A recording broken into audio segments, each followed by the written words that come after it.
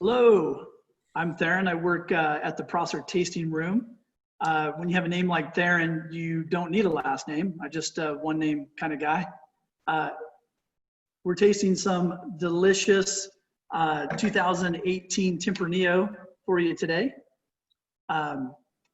Craig, I'm working with Craig from the Woodinville Tasting Room. I'll let him introduce himself. I'm Craig. I work in Woodinville Tasting Room. So if anyone's familiar with Woodinville, I'll guarantee you've seen me a time or two.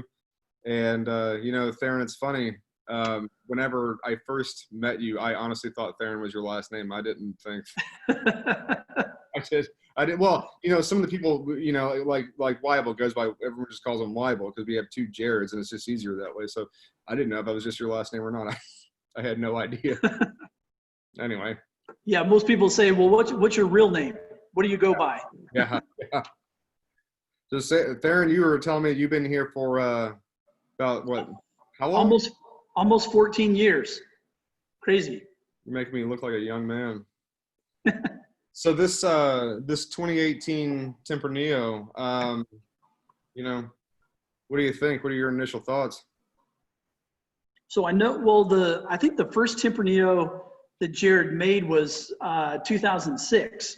So he's had some practice, which is kind of nice. Yeah. And it's been a little bit all over the board. There's been some really big ones. There's been some softer ones. But wow, I think he's really got this one right. I think the 2018 vintages they look like they're going to be fantastic. I know that sounds really young to be tasting, but I really like this one. Yeah. I'm a fan of the Tempranillo. Yeah, like we were talking about earlier, Tempranillo domestically is sort of a hard one for me to get behind, and I try to be at least somewhat honest with my wine opinions and be objective with them or anything or whatever. But this one, like I was saying, it's not a fair comparison to compare them to Spain. You're two different styles and all that kind of fun stuff. But this one, I think, he used a lot of neutral or French oak on this one, didn't he? I think I can see that. Yeah. 39% new French oak and 61% neutral oak, it looks like. But I like that. I like that sort of restrained style of oak, so it doesn't, it doesn't beat you over the head with a bunch of vanilla or something like that, even though it's there. But it's really well integrated. I think I think you're right. This is a delicious wine. It's absolutely fantastic. Yeah, cherry's kind of the first thing that I get on the nose.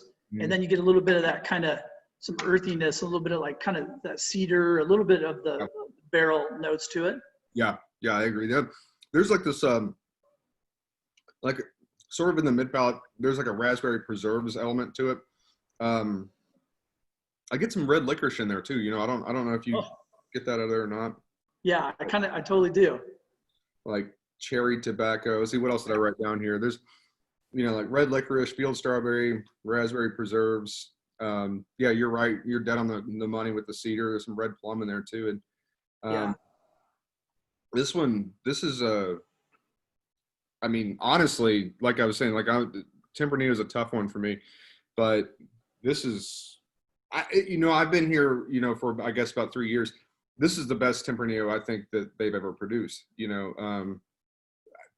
Honestly, it really truly is. This one's really impressive. So I hope the folks out there really like it, because I'm enjoying it. I think Therron's enjoying it. So definitely enjoys it. Yeah, this one definitely earns its name, the Big Shot. Hey, I think it's gonna be popular. Speaking of which, actually that has nothing to do with, what I'm about to say has nothing to do with the name. I don't know. What would you pair with this wine? So for me, I can almost get a little bit of like cocoa in there too. Yeah. I think like a pork tenderloin rubbed with espresso or cocoa, I think would be fantastic. I think that'd be really good. Yeah. Not too much, it's not going to be too fatty to go with the wine. I think it'd be pair really well. This wine's got a fair amount of acidity to it. And and that's something that always sort of strikes me about Destiny Ridge is that Washington in general, and particularly Destiny Ridge is hot. I mean, it's a warm place. I was over there once with, I walked into Jared's office, and it's, those grapes out there they're, it's hot. And what's amazing to me is that even though it's that warm, and so the fruit will get ripe, they still retain all that acidity. So even though there's ripe fruit in here, when you're talking about cherry or raspberry preserves, that's really ripe. But the fact that you can get so much acidity out of that, even though it's still ripe, is just it's incredible. That's something that's impressed me about Washington State in general, but something that's really impressed me about Destiny Ridge Vineyard since I've worked for ANC. I like that about them a lot. Yeah, the Horse Heaven Hills as a whole, I think is got some of the most balanced fruit coming out of there. Sorry, Jared, but the fruit, you have good fruit, it's easy to make wine. No, he does a great job. Yeah, it's like he knows what he's doing. Don't let him fool you. Yeah, don't let him kid you. The guy might know a thing or two. I don't know. He's been doing it for a little while, so he's been growing good wine in a long time. Yeah, he has. He has. One of my favorite pairings that I recently discovered, I don't know, well, at least tried. I always tend to pair like pizza with Italian wines. I don't really get off. I don't deviate from that too much.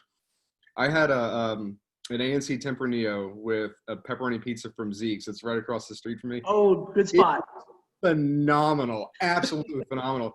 And it may seem lowbrow. I don't know, because this is not a cheap wine. But I paired it with it was a pepperoni and mushroom pizza, and it was spectacular. I mean, normally I'm Barbera or Chianti or something like that when it comes to pepperoni pizza. I was like, you know what? Let's try it with the Tempranillo. It was fantastic. It was absolutely fantastic. That sounds like a good combo. I don't know. This is a tasty wine. It's a really tasty one. Yeah, I'm really liking this. Well, do you have anything else to say about it? Yeah. So, Craig.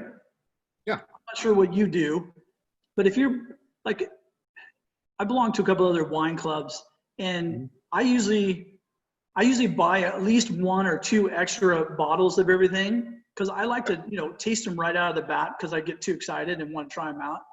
But then, 6 months later, I love to see the changes, take little notes, and then like a couple years later, I'll try, the 3rd bottle, or just in case. I'm not sure how you buy yours, but this is one that I definitely would want to put an extra one in the bag. Oh, 100%. Yeah. Well, with the other wine clubs I'm a part of, I do the same thing. I buy 1 for now, I buy 1 for later. And that later is to be determined. I don't know when that's going to happen. I always say it's going to be about a year, but chances are it's going to go before that. So what I do is, because I'm guilty of just going through stuff when I like it, is I end up just going back and buying another one. So, or 2, depending on how much I like it, I'll perpetually go back and buy more and more and more.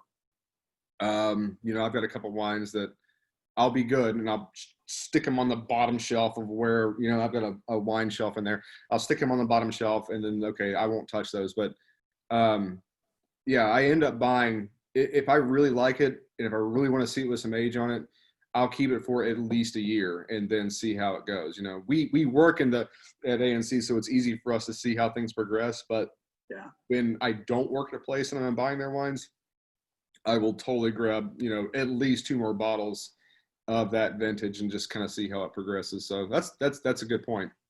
Yeah, I'm hoping when if people ever see this tasting notes, that they grabbed a couple extra bottles of this, because this one, this was nice. I'm going to see if this actually, let's see if it opened up at all. I don't know if my decanting methods are really going to matter, but we'll see if it actually made a difference at being out in the air a little bit. Of course it did. It did. It livens it up just a little bit. This is my, I don't know.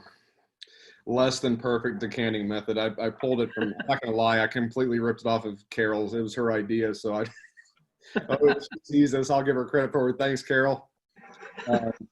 She's the lovely Scottish lady that I always give her a hard time for being Irish, and she hates me for it, but that's okay. I like Carol. Yeah, it's hard not to. Okay, well, is there anything else you want to add? No. Delicious. It is delicious. So, I guess, yeah, whenever the club members get your hands on this, get a couple of them, and they're really good. If you see me, see Therron in the tasting rooms, just, well, I don't know, we'd love to chat you up about it. So, hopefully. I can't wait for us to open back up and see everybody. Absolutely. And meet the new people coming out.